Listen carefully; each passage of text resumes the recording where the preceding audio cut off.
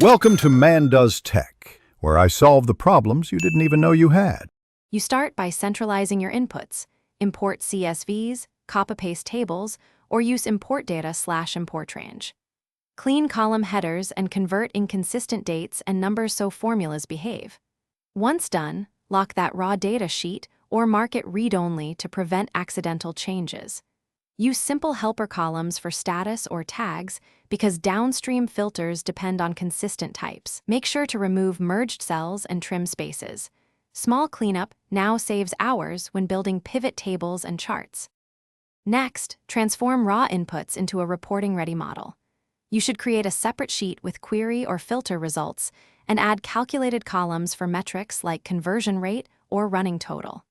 Use named ranges so charts and formulas reference stable ranges even as rows change.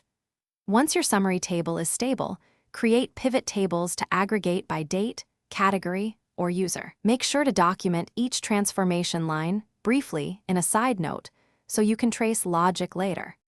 Finally, assemble the dashboard. Place KPI metrics at the top, trend charts in the middle, and detailed breakdowns below with slicers to filter by dimension. Link charts to your summary or pivot tables and use consistent colors and axis scales so comparisons are meaningful. Once done, share with view-only permissions or publish to the web as needed and test filters on different devices.